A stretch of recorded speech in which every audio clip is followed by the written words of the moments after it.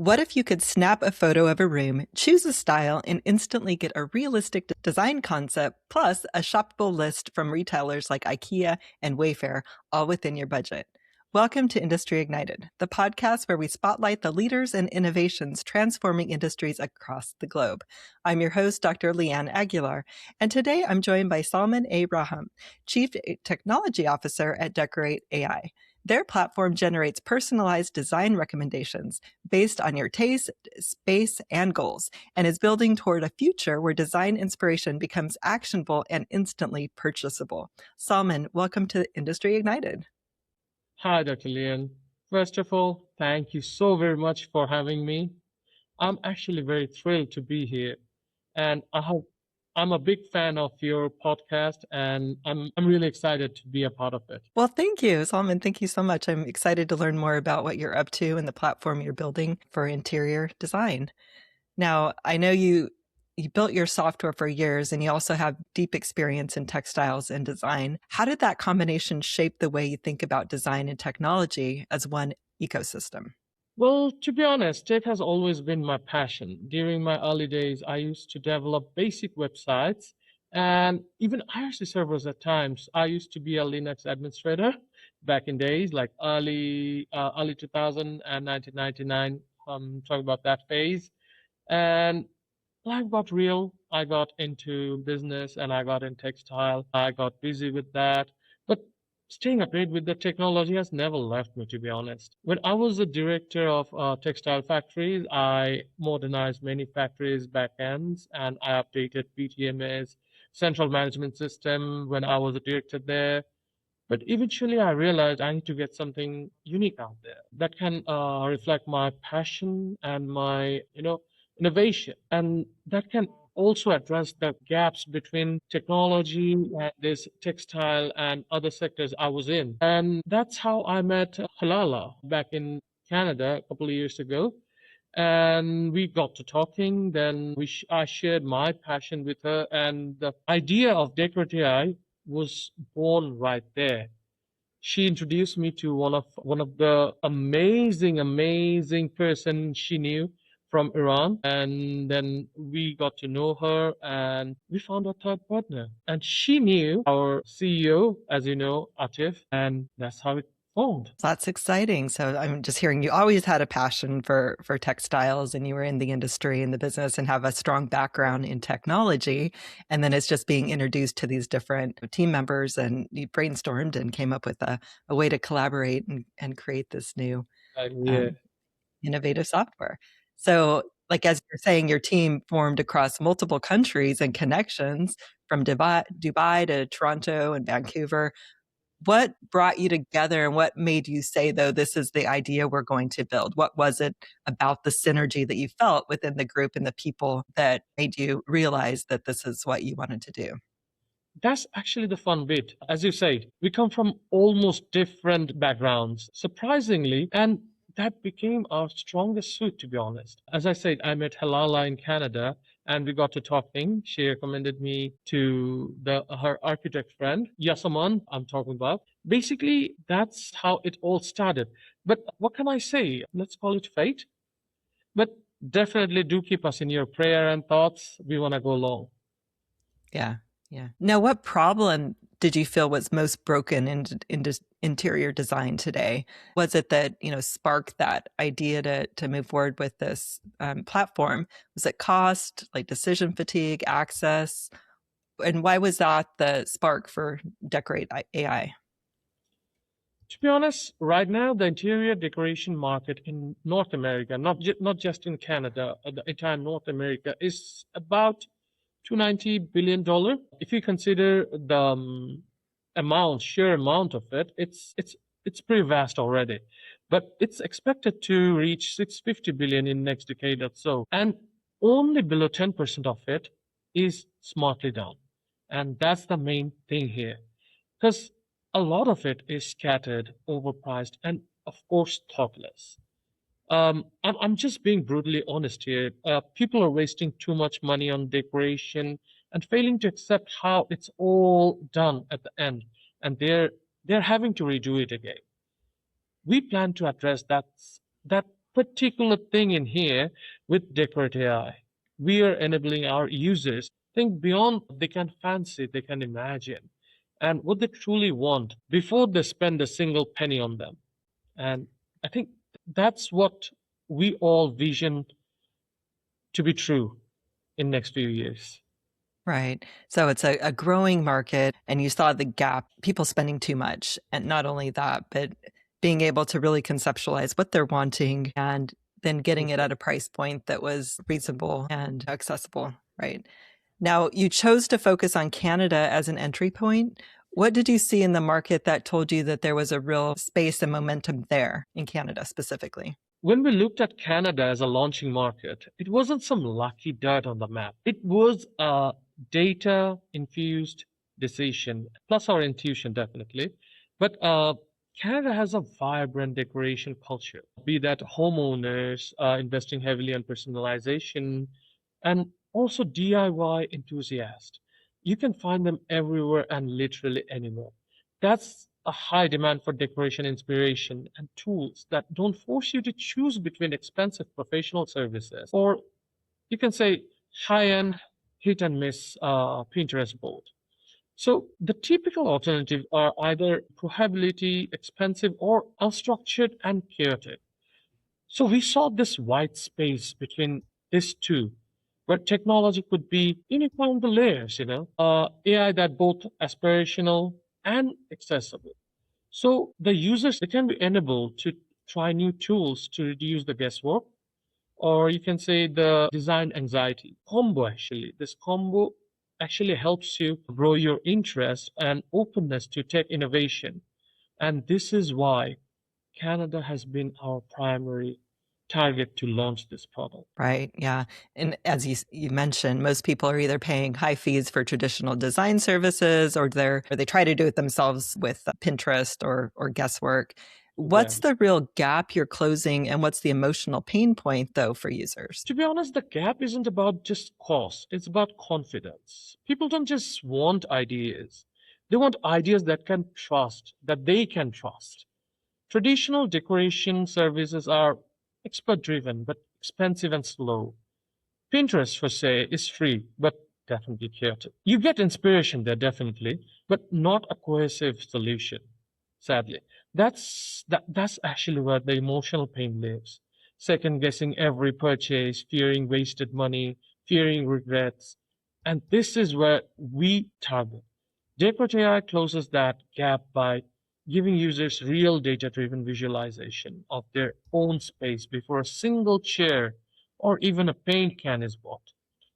It's like having a decorator, your personal decorator in your pocket, but without having the cost and ambiguity. Right. Yeah. Like you mentioned, when somebody decorates a home or office, the cost of making a wrong decision can be huge. So Exactly. tell me more about how Decorate AI is designed to reduce regret so people can feel confident before they buy. We proudly say this, we mitigate regret. Well, not seeing the result first is the main problem. Our core product philosophy is to provide users with a realistic visualization. You can actually see what you plan to build. Once you actually see it, you can go for it confidently. To be honest, from a CTO's perspective, we're harnessing pattern recognition and generating vision models to interpret a user space, then propose context and feel possible.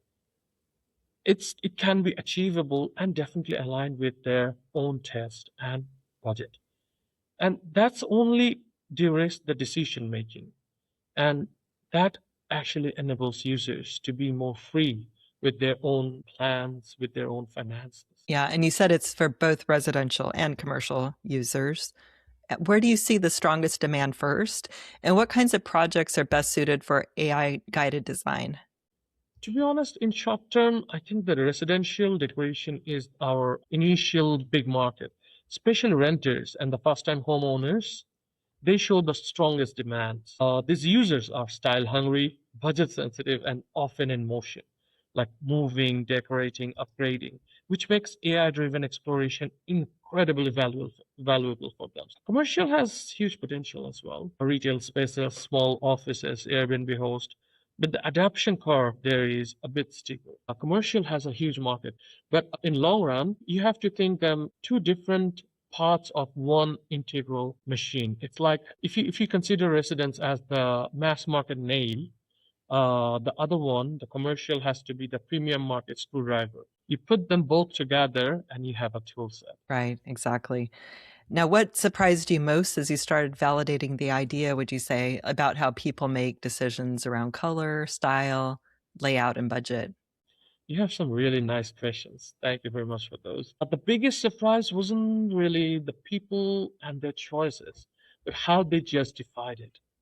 Because we developed the platform and we've been doing people's taste and some tests on how they approach it. Users don't only want a beautiful room, they want a story that ties every element together. Color choices aren't random. They're they're emotional statements. Layouts decisions aren't about symmetry. They're about how someone lives in that space. And the budget is a psychological anchor, not just a dollar limit. No. The insight that changes the way we build the product, not just as an algorithm that suggests layouts, but as that explains them in human language and help people feel confident in why actually they're choosing it. Yeah. Now, walk us through the user experience. Like, how does it actually work? Somebody uploads a photo or dimensions, and how does the AI interpret light, space, and layout and turn that into design recommendations? Well, the user experience is like this. You take a photo of your room. That's your starting canvas. Under the hood, our AI uses computer vision to parse the walls, floors, windows, light decoration, and furniture footprints. It then creates a special understanding of your environment. From there, that point on, generative model synthesizes decoration options grounded in real spatial, promotional, and lighting conditions, actually. It's not random pretty pictures. No, no, no. It's practical, context-aware decorate, and or you can say context-aware decoration, rendered in second, definitely. And the output is set to tailor visual plus clear suggestion on color schemes. And this is the main part of this design that makes us stand out. Okay. And are you able to see the room in a 3D view? Are you able to go in a circle basically and see all of the walls? And tell me about how the room is actually rendered. Basically, personalization is multidimensional. Like you say, 3D. We can have it on 4D as well. In the future with AR, augmented reality has enabled us to go beyond our imagination. And it's not just you like modern. When you go for a design, it's not like just you like a modern minimalistic design. It's why you like it, and how you implement it. That means remembering your style, color preference, preferred product sources, even budget sweet spots. And this all goes underneath the software core. And we're essentially building this to let users over time be more familiar and our platform to be more exciting for them. So they keep using and they get better results each time. And yeah, this pattern gets only better with time. Yeah, like you mentioned, you're building a system that learns what you like and then Exactly. remembers it. What does personalization really mean here? Like style, preferences, color palettes, retailer choice, price, sensitivity, all of it? We're essentially building a profile that helps you design your space, right? And over time, the system becomes less like a generic decorating engine and more like a trusted decorate partner, recommending layouts, palettes, products, and that feels more like curated just for you. And when the AI does that, you start to believe that it reads your mind. And this is what the bond we are trying to create here.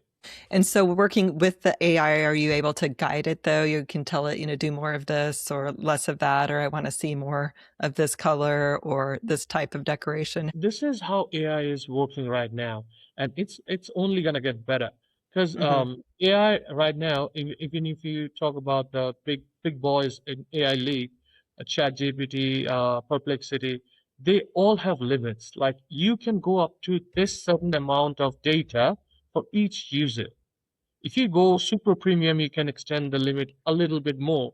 But for this, the AI won't have to tackle your questions regularly. So they will have bigger memory space just for each user, which means if you decorate your room, let's say you decorate it every couple of months, so it's still gonna keep your data for years for you to keep bringing up 2 years ago, what did you do with your room?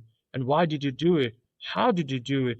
Who else was there to help you bring the furniture? Which brands you use for walls, paints, everything. It's all gonna be there. Yeah. And one of the most exciting parts is the shop the look feature, connecting users directly to products. How are you thinking about retailer partnerships, pricing advantages, and making the experience seamless? Well, shop the look is where inspiration meets transaction. We're focused on a seamless integration actually.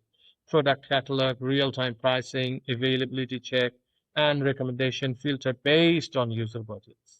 So from a business standpoint, partnership can unlock value through curated deals, localized pricing intelligence. The idea isn't just to show you a sofa or a bed. It's to make sure the sofa is buyable, affordable, and in stock.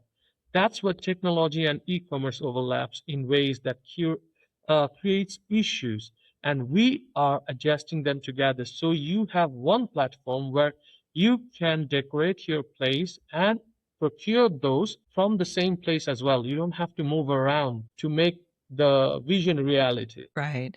I think that's a big time saver too. I know I've been Yeah, frustrated in the past, like finding a picture on Pinterest and then looking for the items or similar items. And, it can be impossible to find sometimes when you're trying to recreate a look or create a similar look. I've definitely. experienced that. And so you mentioned competitors like Room GPT or others. What are the key differentiators you're focusing on, like price model, beginner friendly tiers, shopping integration, or something else? To be honest, the difference isn't that we generate just images. Many tools can do that. Like you mentioned, Room GPT and many others. The difference is that we contextualize the decoration, remember user preference, and integrate e-commerce in one intelligent, scalable way. Like I said already, we are thinking holistically accessible pricing tiers, beginner friendly UI UX. So anyone who hasn't even experienced such app can go through the options easily. Seamless shop the look links and eventually integrate with AR, augmented reality, and real time product fits. We are rather a decorating platform that sits between inspiration and implementation. Now you're currently in beta and iterating. What milestones must be true for you to say we're ready to launch at scale? For us, a scalable launch isn't about marketing campaigns. It's about product resilience and user satisfaction. So let's say a few milestones could be high retention and repeat engagement. When we start taking real life clients, we will observe how they use our platform and what they're getting out of it. Because initially we won't be charging them a lot of money, but we will be using their feedbacks to get better and to make even more user friendly style personalization that improves over time, early commercial integration with retail partner. So when users constantly get confident about their designs and the outputs and they start buying, and I think that would be a big milestone too. Yeah. Now your pricing approach sounds intentionally accessible as well, especially compared to apps that lock users into expensive subscriptions. How are you balancing affordability with long-term sustainability as a company? We all think and we all believe that value aligned pricing is the key, not predatory pricing, to be honest. Affordable access means broader adoption, which builds our data moat. And that in turn improves the product. From a sustainability angle, if you see, we are balancing usage-based revenue with optional premium tiers and commerce commissions. Well, the goal is to a model where users pay only when they see value, and we scale only when we deliver it. A natural alignment should be in place to incentivize the supports growth and definitely locking people into something they don't really need. Right. So making sure that it's true value for your customers, Exactly. that, yeah, that they're not paying until they actually feel completely in alignment with the room, look, and the feel. And Exactly. from there, they can make the buying decision. It shouldn't be like a gym that a lot of enthusiasts go to on the first of every year with two different aims, and on the fifth or seventh they quit and they have to pay the whole year. It shouldn't be Right. like that. Now, with your platform, are they only seeing options that are currently available to purchase, or are they seeing options that, if they go in to make a purchase, are no longer available? Because I've found that in the past too. You find something perfect that you want to buy and it's not available. When we partner with retail brands like IKEA or Wayfair, we will make sure that whatever available is on their website are available on our app as well. So if they run out of one product, they wouldn't be showing in our available items for decorating. So Okay. it's going to be like you buy from your Shopify shop through Amazon, but only the things that are available in Amazon.